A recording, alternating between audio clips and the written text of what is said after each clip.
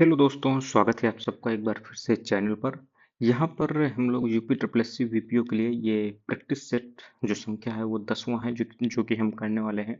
इसके पहले 9 practice set है जो कि हमने ग्राम पंचायत सीरीज का है जो चला रहे हैं ग्राम पंचायत अधिकारी के लिए। तो उसे आप देख सकते हैं, अलग से प्लेलिस्ट भी बनी हुई है। और उसी प्लेलिस्ट में आपको थ्योरी पोर्शन भी जो आपका पंचायती राज से संबंधित है उसे भी हमने उसी में कराया हुआ, तो आप उसे भी फॉलो कर सकते हैं। तो चलिए यहाँ पर स्टार्ट करते हैं प्रैक्टिस सेट 10 को। यहाँ पर आप लोग चैनल को जरूर सब्सक्राइब कर लीजिएगा। ये आपका यूपीटर प्लस वीपीओ के लिए और उसी के साथ आर ओ के लिए भी, और भी विभिन्न जो नौकरी से संबंधित आपकी गवर्नमेंट जॉब से संबंधित जो चीज़ें होती हैं या अन्य न्यूज जो होती हैं, नेशनल न्यूज, जियो पॉलिटिक्स न्यूज, उन्हें भी हम यहाँ पर देते हैं। तो आप चैनल को जरूर सब्सक्राइब कर लीजिए और हमारी कम्युनिटी का हिस्सा जरूर बनिए। तो देखिए, पहला यहाँ पर क्वेश्चन क्या है, पंचायती राज संस्थाओं में महिलाओं तथा दुर्बल वर्गों के अधिक प्रतिनिधित्व के समर्थक कौन थे? तो देखिए, ये कौन थे समर्थक, तो ध्यान दीजिएगा, राजीव गांधी जी हैं जो कि समर्थक थे। ठीक है। भारतीय संविधान की 11वीं अनुसूची में पंचायतों के लिए कुल कितने विषय हैं जो कि निर्धारित किए गए हैं? तो 29 विषय हैं, ये चीज आपको ध्यान देना है। और 12वीं अनुसूची में आपका क्या कहते हैं, नगर पालिका से संबंधित चीजें हैं जिसमें 18 विषय हैं, ये चीज भी आपको ध्यान देना है। अगला है, तीसरा नंबर क्वेश्चन है, पंचायती राज से संबंधित निम्नलिखित समितियों को काल क्रमानुसार है जो कि आपको क्रोनोलॉजी में सेट करना है। तो देखिए, बी आर मेहता समिति सबसे पहला है, तो 3 सबसे पहले होगा, तो ये खत्म, ये खत्म। तो आपको देखिए ऑप्शन नंबर सी यहाँ पर डायरेक्ट निकला जाएगा। ये 1957 में, ये आपकी 1977 में आती है, ये आपकी 1900 कब आती है, एल एम सिंघवी, ये 1986 में आती है। ये देखिए राव समिति, जिसे हम जीवी के राव समिति भी कहते हैं, ये 1985 में है जो कि आती है, चीज आपको ध्यान देना है। पंचायती राज व्यवस्था की आधारशिला कहा जा सकता है, तो किसे कहा जा सकता है, ध्यान दीजिएगा, ग्राम सभा को है जो कि आधारशिला कहा जा सकता है। अगला क्वेश्चन है माफ कीजिएगा, पंचायती राज एक व्यवस्था है, स्थानीय स्वशासन की, बिल्कुल सही बात है। लोकतांत्रिक विकेंद्रीकरण की, ये भी सही। तो 1 और 3 तो देखिए 100% सही है, तो ये खत्म हो जाएगा, यहाँ पर ये भी खत्म हो जाएगा। ठीक है। और इसके बाद जैव संबंधों के समान जो है त्रिस्तरीय प्रणाली की बात करो, तो ये भी आपका सही हो। तो 1 2 3, ये 3 कथन है जो कि सही होंगे, ये चीज आपको ध्यान देना है। उत्तर प्रदेश में पहली बार पंचायती राज अधिनियम कब आपका लागू हुआ है? तो देखिए 1947 में आता है, ये तो आपको पता है। तो छठवें का आपका 5 जून 1947 यहाँ पर सही आंसर है जो कि हो जाएगा, ये चीज आपको ध्यान देना है। 7 दिसंबर 1947 को डोमिनियन भारत के जो गवर्नर जनरल थे, उन्होंने इसे अनुमोदित कर दिया था, और जिसका उद्देश्य स्वायत्त स्थानीय सरकार की स्थापना और विकास करना था। ये चीज भी है जो कि आपको ध्यान है, जो कि आपको देना है। ठीक है। इसके बाद देखिए, ग्राम सभा का सदस्य किसे माना जाता है? तो देखिए, काफी सिंपल क्वेश्चन है, कई बार क्वेश्चन है, रिपीट हो चुका है। तो इसका आंसर वो ऐसा व्यक्ति होगा जिसका नाम जो है पंचायत की निर्वाचन नामावली में हो। और चूंकि निर्वाचन नामावली में उसका नाम होता है तो 18+ तो होता ही है। अक्टूबर 1969 में पंचायती राज भारत में सर्वप्रथम किस राज्य में प्रारंभ होता है? तो राजस्थान के नागौर जिले में है जो कि स्टार्ट होता है, ये चीज भी है जो कि आपको ध्यान देना है। चोलकालीन ग्रामीण संस्था या सभा या महासभा का कार्य समिति को क्या है जो कि कहा जाता था? चोलकालीन की बात हो रही है, चोल साम्राज्य के समय। तो देखिए 9 का सही आंसर क्या हो जाएगा, इसे हम वारियम है जो कि कहते थे, जिसे हम कार्य समिति भी है जो कि कहते हैं, ये चीज आपको ध्यान देना है। और इसका उल्लेख जो है उत्तर मेरू अभिलेख में है जो कि मिलता है, ये चीज भी आपको ध्यान देना है।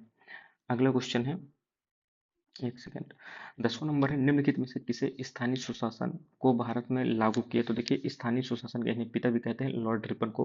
ठीक है, ये चीज आपको ध्यान देना है। 1882 में है जो कि इन्होंने स्थानीय सुशासन को स्टार्ट किया था। शक्तियां और उत्तरदायित्व को लेकर पंचायत से संबंधित कौन सा कथन है जो कि सत्य है? तो आर्थिक विकास योजना एवं सामाजिक न्याय योजना तैयार करना क्या इसका काम है? संविधान की 11वीं अनुसूची में दिए हुए जो 29 विषयों के संबंध में आर्थिक विकास और सामाजिक न्याय की योजनाओं का कार्यान्वयन करना इसका सही है। तो देखिए, ये आपका सही है। उचित कर, शुल्क, टोल और शुल्क लगाना और एकत्र करना, ये भी आपका सही है। यानी देखिए 2 3 और एकवां भी है जो है आपका सही होगा, क्योंकि योजना तैयार करना भी ग्राम पंचायत का काम होता है। तो ये तीनों कथन है जो कि सही होंगे। प्रत्येक ग्राम सभा की प्रतिवर्ष कितनी सामान्य बैठकें हैं जो कि होती है? तो देखिए, यहाँ पर ग्राम सभा की बात हो रही है, तो ग्राम सभा में ध्यान दीजिएगा, 12वें को जो सही आंसर क्या हो जाएगा, वो 2। प्रतिवर्ष 2 बैठकें हैं जो कि आपकी होनी चाहिए। एक बैठक खरीफ की फसल जब आपकी कट जाती है उसके बाद, और जो दूसरी बैठक होती है वो आपकी रबी की फसल कटने के बाद है जो कि होती है, ये चीज आपको ध्यान देना है। भारतीय संविधान के किस अनुच्छेद के तहत ग्राम पंचायतों के गठन का प्रावधान किया गया है? तो काफी सिंपल है, आर्टिकल 40 है यहाँ पर। ठीक है। ग्राम पंचायत की स्थायी समितियों का उल्लेख किस धारा के तहत है, जो कि किया गया है? काफी अच्छा क्वेश्चन है। तो 14 देखिए इसका सही आंसर क्या हो जाएगा? 14 का ऑप्शन नंबर डी हो जाएगा। धारा 25 है जिसमें स्थायी समितियों का उल्लेख है, जो कि मिलता है, ये चीज ध्यान दीजिएगा। और ये एक्ट आपको 1947 के तहत है, ये चीज भी आपको ध्यान देना है। राज्य सरकार किसके अनुरोध पर पंचायत क्षेत्रों के नाम में परिवर्तन कर सकती है? तो राज्य सरकार किसके अनुरोध पर? तो संबंधित ग्राम पंचायत के अनुरोध पर, क्षेत्र पंचायत के अनुरोध पर, संबंधित विभाग के मंत्री के अनुरोध पर, या उपयुक्त में से कोई नहीं। तो काफी सिंपल है भाई साहब, जब पंचायत क्षेत्र का नाम बदलना है तो उसी संबंधित ग्राम पंचायत के अनुरोध पर है, जो कि काम किया जा सकता है। मतदान स्थल पर जो नियुक्त अधिकारी होते हैं उनका वरिष्ठता क्रम है, जो कि आपको बताना है। ठीक है। नियुक्त जो अधिकारी होते हैं, जैसे आप रिटर्निंग अफसर सुनते हैं, या पीठासीन अधिकारी सुनते हैं, बीएलओ सुनते हैं, मतदान अधिकारी सुनते हैं, तो आपको बताना है यहाँ पर उसका वरिष्ठता क्रम बताना है, छोटे से बड़े की ओर। तो 16वें का जो सही आंसर क्या हो जाएगा? सबसे बड़ा होता है आपका पीठासीन अधिकारी, उसके बाद मतदान अधिकारी होता है, उसके बाद आपका बीएलओ है, जो कि होता है, ये चीज आपको ध्यान देना है 16वें नंबर क्वेश्चन में। ठीक है। पीठासीन, मतदान अधिकारी और बीएलओ। अगला है, निम्नलिखित में से आपको बताना है असत्य कथन है, जो कि आपको बताना है कि इनमें से कौन सा कथन है जो कि गलत होगा, आपको ये बताना है। राज्य निर्वाचन आयोग का अपना कर्मचारी वर्ग नहीं होता है। तो बताइए क्या कर्मचारी वर्ग नहीं होता है? राज्य निर्वाचन आयोग के लिए कर्मचारियों की उपलब्धता मुख्यमंत्री द्वारा कराई जाती है। ये बात तो देखिए बिल्कुल ही गलत है, क्योंकि राज्य निर्वाचन आयोग के लिए कर्मचारियों की उपलब्धता मुख्यमंत्री नहीं बल्कि गवर्नर जो है करवाता है। ठीक है, राज्यपाल है जो कि करवाता है। बाकी पहला भी सही है। राज्य का विधानमंडल निर्वाचन संबंधी विधि बनाने में सक्षम है, बिल्कुल सही बात है। राज्य निर्वाचन आयुक्त जो होता है राज्यपाल द्वारा नियुक्त किया जाता है, ये भी बात आपकी सही है। अगला है, पंचायत में महिलाओं के लिए 50% आरक्षण देने वाला प्रथम राज्य कौन सा है? तो 18वें का देखिए सही आंसर क्या हो जाएगा? ऑप्शन नंबर ए हो जाएगा, बिहार। और ये कब दे देता है? तो ये आप 2006 में याद रखिएगा, 2006 में है, जो कि 50% यहाँ पर कर दिया गया था महिलाओं को आरक्षण। किस अनुच्छेद में पंचायतों को परिभाषित किया गया है? तो पंचायतों को परिभाषित करने की परिभाषा भाई साहब किस में दी गई? तो 19वें का ध्यान दीजिएगा, आर्टिकल 243 खा में है, जो कि ये कहा गया है, ये चीज आपको ध्यान देना है। आर्टिकल 243 खा के अधीन है, जो कि गठित स्वायत्त शासन की कोई संस्था जो कि अभिप्रेत है, ऐसा कहा गया है। और आर्टिकल 243 के तहत जो है आपके पंचायत को परिभाषित किया गया है, ये चीज आपको ध्यान देना है। पंचायत की संरचना से संबंधित प्रावधान संविधान के किस अनुच्छेद में वर्णित है? तो पंचायत की यहाँ पर संरचना की बात हो रही है ना, स्ट्रक्चर की बात हो रही है, तो 20वें का सही आंसर क्या हो जाएगा? 243 गांव, ये चीज आपको ध्यान देना है। अगले नंबर क्वेश्चन की बात करें 21, पंचायती राज अधिनियम में संशोधन कर ग्राम पंचायतों में महिलाओं के लिए 30% आरक्षण की व्यवस्था जो कि किस वर्ष से जो कि की गई थी? तो 21 को सही आंसर क्या हो जाएगा? 1988, ये चीज आपको ध्यान देना है। भारतीय संविधान का जो आर्टिकल 243 टा है, तो ये किससे संबंधित है? तो 22 का सही आंसर क्या हो जाएगा? राज्य निर्वाचन आयोग। इसे हम ये भी ध्यान दीजिएगा, 243 के भी है, जो कि कह सकते हैं, ये चीज ध्यान दीजिएगा। राज्य वित्त आयोग में 243 आई है, ये चीज भी आपको ध्यान देना है।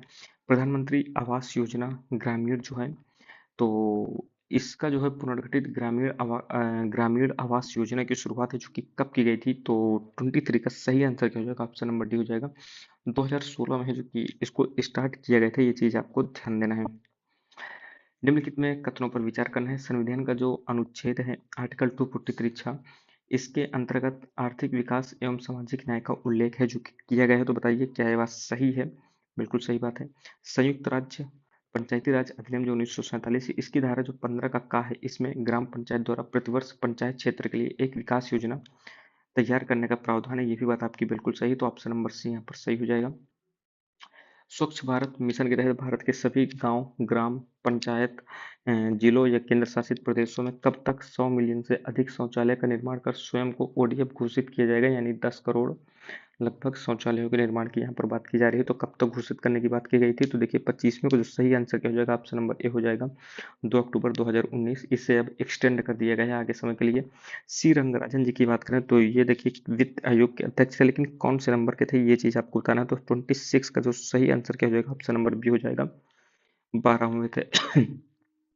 और 15th वित्त आयोग की बात करें तो कौन थे? एन के सिंह थे। ठीक है। और 16th वित्त आयोग जो आपको बना है, इसमें अरविंद पनगड़िया, ये चीज भी आपको ध्यान देना है। 27वां नंबर क्वेश्चन है, भारतीय संविधान का कौन सा भाग है जो कि केंद्र और राज्यों के मध्य वित्तीय संबंधों का वितरण है जो कि प्रस्तुत करता है। तो 27 का सही आंसर क्या हो जाएगा? ऑप्शन नंबर ए हो जाएगा भाग 12। भाग 13 की बात करें तो भारत के राज्य क्षेत्र के भीतर ही व्यापार, वाणिज्य और समागम की बात करता है। भाग 14 में जो है संघ और राज्यों के अधीन जो सेवाएं हैं इनकी बात करता है। आर्टिकल टू आपका भाग 14 का जो है ना ये ट्रिब्यूनल्स की बात करता है। और भाग 15 आपका ये इलेक्शन की बात है जो कि करता है। 28 नंबर क्वेश्चन है, ग्राम पंचायत द्वारा लगाया गया जो कर होता है, शुल्क होता है या जो उपशुल्क होता है, इनके विरुद्ध अपील जो है किसके पास है जो कि की जाती है? तो विहित प्राधिकारी इसका सही आंसर है जो कि हो जाएगा। ठीक है, निम्नलिखित कथनों पर विचार करना है। पंचायतों के पास पर्याप्त साधन है, बताइए क्या है? देखते हैं। सही आपको बताना है। राज्यों ने पंचायतों के वित्तीय सशक्तिकरण पर पर्याप्त ध्यान नहीं दिया, तो ये बात तो सही है। दूसरा सही है, लेकिन पहला आपका गलत होगा क्योंकि पंचायतों के पास पर्याप्त संसाधन नहीं है। रजिस्ट्रार द्वारा जन्म मृत्यु रजिस्ट्रीकरण संबंधी दस्तावेज 1 वर्ष के पश्चात किसे भेज दिया जाता है? तो 30 का सही आंसर क्या हो जाएगा? जिला रजिस्ट्रार के बाद से जो कि भेज दिया जाता है। ठीक है, और इससे संबंधित जो आपका एक्ट है ये 1969 का एक्ट है, ये चीज भी आपको ध्यान देना है। जन्म मृत्यु की पहली प्रति रजिस्ट्रार द्वारा प्राप्त की जाती है, तो 31 का सही आंसर क्या हो जाएगा? निःशुल्क है जो कि प्राप्त की जाती है, ये चीज भी आपको ध्यान देना है। अगला क्वेश्चन है, यदि कोई जन्म या मृत्यु की घटना घटित होने के 1 वर्ष के भीतर रजिस्ट्रीकृत नहीं कराता है तो उसे किसके लिखित आदेश पर दर्ज की जाती है, यानी उसे बाद में किसके द्वारा आदेश है जो कि लेना पड़ता है? 32 का सही आंसर क्या हो जाएगा? उप जिलाधिकारी यानी सब डिविजनल मजिस्ट्रेट के द्वारा है जो कि उसे आदेश लेना पड़ता है। जन्म मृत्यु रजिस्ट्रीकरण अधिनियम कब अस्तित्व में आता है? मैंने आपको बताया 1969। किसान कॉल सेंटर की शुरुआत कब होती है? 34 को जो सही आंसर क्या हो जाएगा? ऑप्शन नंबर ए हो जाएगा अप्रैल 2002। राष्ट्रीय ई शासन योजना की बात करें, यह कौन सा लेयर है जो कि इसमें शामिल नहीं है? राष्ट्रीय ई शासन में organisation layer, technology layer, user layer, demanding layer. तो इसका 35 का सही आंसर क्या हो जाएगा? ऑप्शन नंबर डी यहाँ पर सही हो जाएगा, ये शामिल नहीं है, बाकी तीनों चीजें शामिल है। भारत निर्माण योजना की शुरुआत हुई तो कब होती है? 36 का सही आंसर क्या हो जाएगा? भारतीय निर्माण योजना की शुरुआत कब होती है? तो 2005 में है जो कि इसकी शुरुआत होती है, ये चीज आपको ध्यान देना है। जल जीवन मिशन की बात करें तो किस मंत्रालय के अंतर्गत है जो कि काम करता है? तो देखिए 37 का सही आंसर क्या हो जाएगा? जल शक्ति मंत्रालय। ठीक है, न्यूनतम आवश्यकता कार्यक्रम की शुरुआत है जो कि कब होती है? तो 38 का सही आंसर क्या हो जाएगा? 38 का हो जाएगा आपको 1974-75 में, जो कि न्यूनतम आवश्यकता कार्यक्रम है जो कि आता है। सूखा आशंकित क्षेत्र कार्यक्रम की बात करें 39 का सही आंसर क्या हो जाएगा? ये 1973-74 इसका सही आंसर है जो कि हो जाएगा, ये चीज आपको ध्यान देना है। आगे बात करें क्या है? 40 नंबर क्या है? कृषि श्रमिक सामाजिक सुरक्षा योजना उपलब्ध कराती है, तो बताइए क्या है जो कि उपलब्ध कराती है? सामाजिक सुरक्षा की बात कर रहा है यहाँ पर, तो 40 का देखिए सही आंसर क्या हो जाएगा? पेंशन तथा बीमा लाभ, ये चीज आपको ध्यान देना है। सरकार द्वारा सभी ग्राम पंचायतों में कम से कम एक कॉमन सर्विस सेंटर स्थापित करने का लक्ष्य है जो कि रखा गया है, तो ये कब तक रखा गया है, कब तक हो जाना चाहिए? 2019 तक की बात है जो कि कही गई है, ये चीज आपको ध्यान देना है। आगे बात करें, कॉमन सर्विस सेंटर खोलने के लिए न्यूनतम उम्र कितनी होनी चाहिए? तो 42 का सही आंसर क्या हो जाएगा? ऑप्शन नंबर ए 18 साल होना चाहिए और 10th पास होना चाहिए, ये चीज भी ध्यान दीजिएगा। और उसी विलेज का होना चाहिए और साथ ही क्या कहते हैं, उसे कंप्यूटर के बारे में नॉलेज भी है जो कि होना चाहिए, ये चीज भी आपको ध्यान देना है। ग्राम सचिवालय की स्थापना व संचालन पर होने वाले व्यय को वार्षिक कार्य योजना का भाग बनाते हुए किस पोर्टल पर है जो कि अपडेट किया जाएगा? तो कहाँ पर अपडेट किया जाएगा? तो 43 का सही आंसर क्या हो जाएगा? ई ग्राम स्वराज पर। पंचायत द्वारा मकान नंबर का आवंटन कितने दिनों में है जो कि किया जाता है? तो 44 का सही आंसर क्या हो जाएगा? ऑप्शन नंबर है 7 दिन में। किसी सदस्य द्वारा ग्राम सभा बुलाए जाने के अनुरोध पर कितने समय के अंदर है जो कि ग्राम सभा बुलाई जाएगी? तो 45 का जो है सही आंसर क्या हो जाएगा? 7 दिन के अंदर है जो कि बुलाई जाएगी। पंचायत नागरिक घोषणा पत्र जो था इसमें सतत विकास लक्ष्य यानी जो एसडीजी गोल्स होते हैं, इनके साथ कार्यों को संरेखित करते हुए कितने क्षेत्रों में सेवाओं के वितरण हेतु विकसित किया गया है? तो यहाँ पर ध्यान दीजिएगा 46 का जो सही आंसर क्या हो जाएगा? ऑप्शन नंबर डी हो जाएगा 29 विषय। प्रधानमंत्री ग्राम सड़क योजना आपको देखिए जानकारी होनी चाहिए, सन 2000 में आती है। 47 का सही आंसर क्या हो जाएगा? 25 दिसंबर 2000 को जो की आई थी, और 25 दिसंबर को ही हम सुशासन दिवस भी है जो कि मनाते हैं क्योंकि उसी दिन हमारे अटल बिहारी वाजपेयी जी का जन्म हुआ था। जल जीवन मिशन, देखिए क्वेश्चन रिपीट हो रहा है, तो ये देखिए जल शक्ति मंत्रालय है जो कि इसका सही आंसर हो जाएगा। 2019 में जो कि स्टार्ट होता है। पूर्वोत्तर एवं पहाड़ी राज्यों के लिए राष्ट्रीय ग्राम स्वराज अभियान के तहत वित्त पोषण का पैटर्न क्या है जो कि रखा जाता है? तो देखिए काफ़ी सिंपल क्वेश्चन है। 49th की बात करें तो इसका जो सही आंसर क्या होगा, 90 और 10 का अनुपात है जो कि इसका सही आंसर हो जाएगा। ये चीज़ आपको ध्यान देना है। मुख्यमंत्री युवा स्वरोजगार योजना की बात करें तो कब प्रारंभ की जाती है, तो 50 का सही आंसर क्या हो जाएगा, वर्ष 2017। जल जीवन मिशन का देखिए स्लोगन क्या है, तो इसका 51, इसका क्या है, हर घर नल, हर घर नल से जल, ये दोनों स्लोगन है। ये चीज़ आपको दोनों थोड़ी ना है भाई साहब। 51 का जो सही आंसर क्या हो जाएगा, ऑप्शन नंबर बी, हर घर नल से जल, ये इसका स्लोगन है। ये चीज़ आपको ध्यान देना है। केंद्र सरकार ने राष्ट्रीय पोषण मिशन ये जो है कब शुरू किया है, तो 52 का सही आंसर क्या हो जाएगा, 2017। भारत में काम के बदले अनाज कार्यक्रम आपका कब आता था, 53rd का जो सही आंसर क्या हो जाएगा, 1977 78 में जो कि आता है। मरुस्थल विकास कार्यक्रम की बात करें तो ये कब आता है, तो देखिए 54 का सही आंसर क्या हो जाएगा, 1977 78। इसी साल आपका काम के बदले अनाज कार्यक्रम आता है और इसी साल ही मरुस्थल विकास कार्यक्रम भी है जो कि आता है 1977 और 78 में। सांसद आदर्श ग्राम योजना कब शुरू की गई थी, जिसमें भारत के संसद सदस्यों को अपने निर्वाचन क्षेत्र से एक गांव की पहचान कर कर उसे विकसित करने की आवश्यकता थी, 2014 में जो कि ये आता है। राष्ट्रीय ग्राम स्वराज अभियान का केंद्रीय घटक क्या है, तो 56 का सही आंसर क्या हो जाएगा, पंचायतों को प्रोत्साहन देना और इसी के साथ ई पंचायत पर मिशन मोड परियोजना को लागू करना, यानी ए और बी दोनों कथन है जो कि आपके यहाँ पर सही हो जाएंगे। ये चीज आपको जो है ध्यान देना है, ठीक है। अगला क्या है, ग्राम पंचायत की बैठक किस धारा के अंतर्गत है जो कि आयोजित की जाती है, तो 57 का सही आंसर क्या हो जाएगा, धारा 20 के तहत, ठीक है। प्रधानमंत्री आदर्श ग्राम योजना के प्रायोगिक चरण में कितने गांवों को चुना गया था, तो 58 का सही आंसर क्या हो जाएगा, 1000 गांवों को है जो कि चुना गया था। सांसद आदर्श ग्राम योजना के तहत जिला स्तर पर प्रत्येक ग्राम पंचायत के लिए मासिक समीक्षा बैठक किसकी अध्यक्षता में है जो कि आयोजित की जाती थी, तो 59 का सही आंसर क्या हो जाएगा, सांसद यहाँ पर सही आंसर हो जाएगा। किसी राज्य के पंचायत मंत्रालय द्वारा ग्राम पंचायतों में डिजिटल ट्रांजेक्शन को बढ़ावा देने के लिए समर्थ मिशन की शुरुआत की गई थी, तो ये किसके द्वारा है जो कि शुरुआत की गई थी, तो ध्यान दीजिएगा समर्थ मिशन ये उत्तर प्रदेश सरकार के द्वारा है जो कि शुरू की गई थी। अगला है ग्राम पंचायत की भूमि प्रबंधन समिति का अध्यक्ष कौन होता है, तो काफी अच्छा क्वेश्चन है। तो 61 का सही आंसर क्या हो जाएगा, पंचायत सचिव है जो कि इसका अध्यक्ष होता है, ठीक है।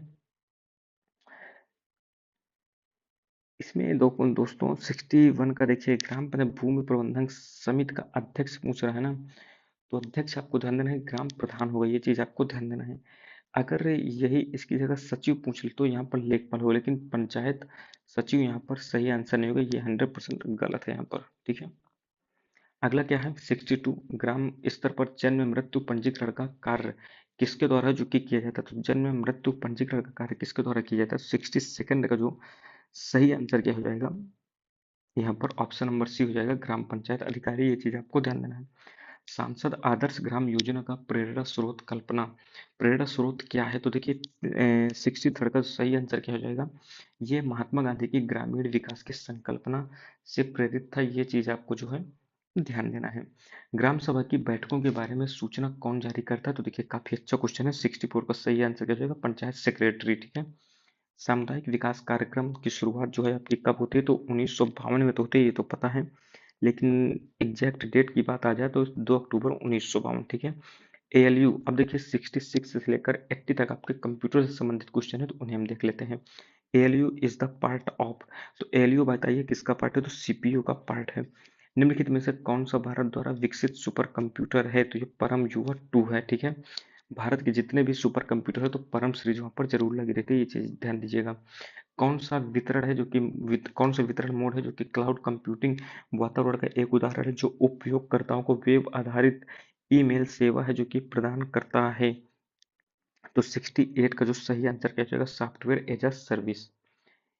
एनएलपी में कॉन्फ्रेंस रेजोल्यूशन को परिभाषित किया गया है, तो एनएलपी में कॉन्फ्रेंस रेजोल्यूशन को क्या है जो कि परिभाषित किया गया है, तो ध्यान दीजिएगा 69 का जो सही आंसर क्या हो जाएगा, आपका ऑप्शन नंबर डी है जो कि यहाँ पर सही आंसर हो जाएगा। यानी एक टेक्स्ट में ही एक ही इकाई को संदर्भित करने वाले सभी अभिव्यक्ति को खोजने का कार्य है जो कि ये करता है, ठीक है। निम्नलिखित में से कौन डीडीए का सही फुल फॉर्म है, तो डीडीए का देखिए सही फुल फॉर्म क्या है, तो बहुत ही अच्छा क्वेश्चन है। 70 का जो सही आंसर क्या हो जाएगा, option number B, digital differential analyser है जो कि इसका फुल फॉर्म है। ये चीज आपको ध्यान देना है।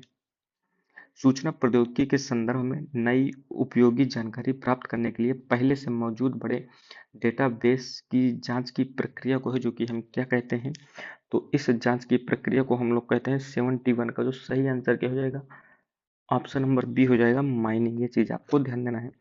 फुल फॉर्म ऑफ एसवीजी, तो एसवीजी का देखिए फुल फॉर्म क्या होगा, तो 72 का जो सही आंसर क्या हो जाएगा, ऑप्शन नंबर डी हो जाएगा, स्केलेबल वेक्टर ग्राफिक्स।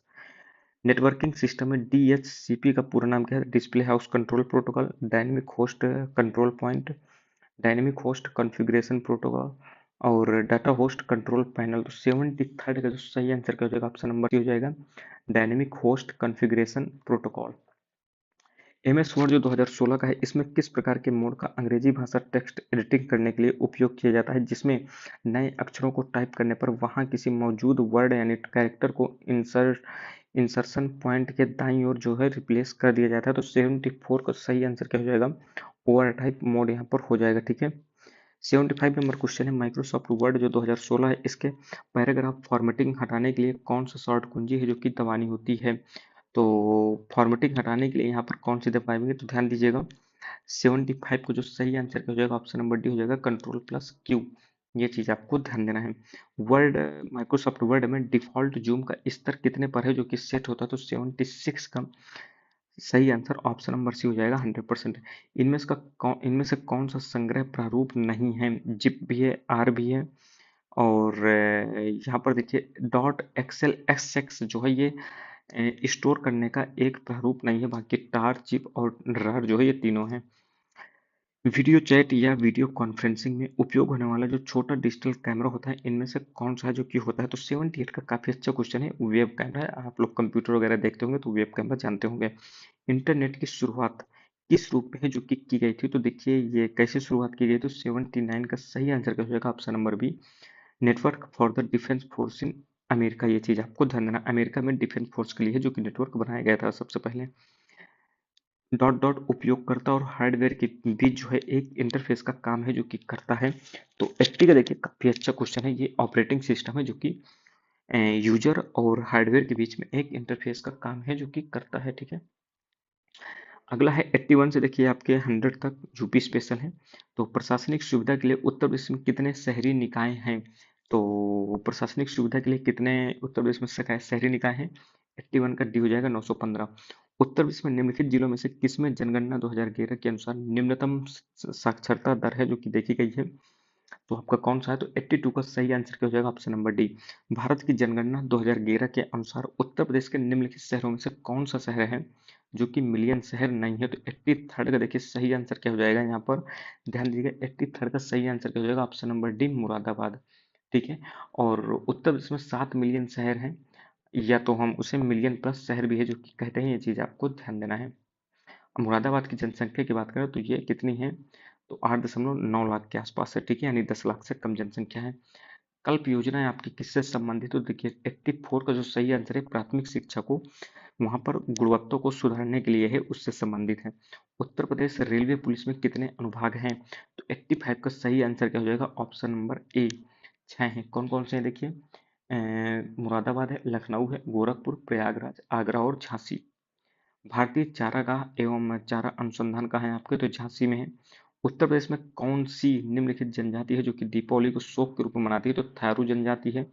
उर्दू शायरी में जो फिराक गोरखपुरी के नाम से जो कि कौन प्रसिद्ध है, तो फिराक गोरखपुरी के नाम से कौन प्रसिद्ध है भाई साहब, तो 88 का जो है सही आंसर क्या हो जाएगा, ऑप्शन नंबर सी यहाँ पर सही हो जाएगा, रघुपति सहाय को है जो कि हम फिराक गोरखपुरी के नाम से भी है जो कि जानते हैं। ये चीज आपको जो है ध्यान देना है। ठीक है। इसके बाद देखिए आपका अगला क्वेश्चन क्या है यहाँ पर, अगला क्वेश्चन है, उत्तर मध्य क्षेत्र सांस्कृतिक केंद्र निम्नलिखित में से किस स्थान पर है जो कि स्थित है। तो उत्तर मध्य क्षेत्र सांस्कृतिक केंद्र की बात करें तो 89 का सही आंसर हो जाएगा, ऑप्शन नंबर सी, यानी प्रयागराज में है। ये चीज आपको ध्यान देना है। इसके बाद बात करें 90 नंबर, इखलास खान का रोजा यानी मकबरा उत्तर प्रदेश के निम्नलिखित किस जिले में है जो कि स्थित है, तो 90 का सही आंसर क्या हो जाएगा? Badaun, option number D. अंग्रेजों के विरुद्ध जो बनारस विद्रोह होता है इसका नेतृत्व जो है कौन करता है? काफी अच्छा क्वेश्चन है। 91 का सही आंसर क्या हो जाएगा? राजा चेत सिंह। आगरा लखनऊ एक्सप्रेसवे की लंबाई आपको बतानी है कितनी है लगभग? तो 92 का सही आंसर क्या हो जाएगा? 302.2 किलोमीटर के आसपास है। उत्तर प्रदेश के किस शहर को है जो कि हम सिरेमिक सिटी के नाम से जो कि जानते हैं? तो 93 का सही आंसर क्या हो जाएगा? खुर्जा। ये चीज आपको ध्यान देना है। ठीक है, अब खुर्जा की बात करें तो कहाँ है? तो बुलंदशहर जिले में है। ठीक है, अगला है 94। उत्तर प्रदेश के किस जिले को पीतल नगरी के नाम से जानते हैं? तो काफी सिंपल है, मुरादाबाद। औद्योगिक विकास, एक सेकंड। औद्योगिक विकास की दृष्टि से उत्तर प्रदेश का निम्नलिखित में से कौन सा क्षेत्र है जो कि सर्वाधिक विकसित है? काफी अच्छा क्वेश्चन है। 95 का सही आंसर क्या हो जाएगा? ऑप्शन नंबर हो जाएगा पश्चिमी उत्तर प्रदेश काफी ज्यादा विकसित है। अगला है उत्तर प्रदेश का कौन सा नगर है जिसे हम सुहास नगरी के नाम से जो कि जानते हैं? तो सुहाग नगरी कौन है? 96 का सही आंसर फिरोजाबाद हो जाएगा। निम्नलिखित में से कौन से युग्म सही सुमेलित नहीं है? मुरादाबाद पीतल का सही बात है। बरेली फर्नीचर, सहारनपुर तो कागज के लिए फेमस है। देखिए प्रतापगढ़, यदि आप लोगों ने अच्छे से चीजें फॉलो तो आपको पता है प्रतापगढ़ जो है आपका आंवला के लिए प्रसिद्ध है। अगर आपने प्रीवियस आपको मैंने प्रीवियस जो मॉडल टेस्ट कराए हैं, मॉक टेस्ट, उन्हें भी आप देख लेंगे तो आप इसका आंसर आराम से निकाल लेते हैं। अगला है निम्नलिखित में से कौन सी फसल है जो कि उत्तर प्रदेश में आमतौर पर व्यापक रूप से नहीं उगाई जाती है? तो ये आपकी कपास है। उत्तर प्रदेश में प्रमुख रबी फसलें कौन सी हैं? तो रबी फसलें कौन सी होती हैं जो आपकी क्या कहते हैं ठंडी के मौसम में लग जाती हैं? तो रबी फसलों में वही आती हैं। तो 99 का सही आंसर क्या हो जाएगा? ऑप्शन नंबर ए हो जाएगा गेहूं, चना, मटर, जौ। उत्तर प्रदेश की प्रमुख वाणिज्यिक उपज जो है कौन सी? तो ये गन्ना है। ये चीज आपको ध्यान देना, तो ऑप्शन नंबर बी हो जाएगा। तो देखिए यहाँ पर हमने प्रैक्टिस सेट संख्या 10 को जो अच्छे से हमने देख लिया है। आपको कोई भी कंफ्यूजन हो या आपका कोई भी पॉइंट हो कमेंट कर सकते हैं। और बाकी मिलते हैं अगली वीडियो में, तब तक धन्यवाद।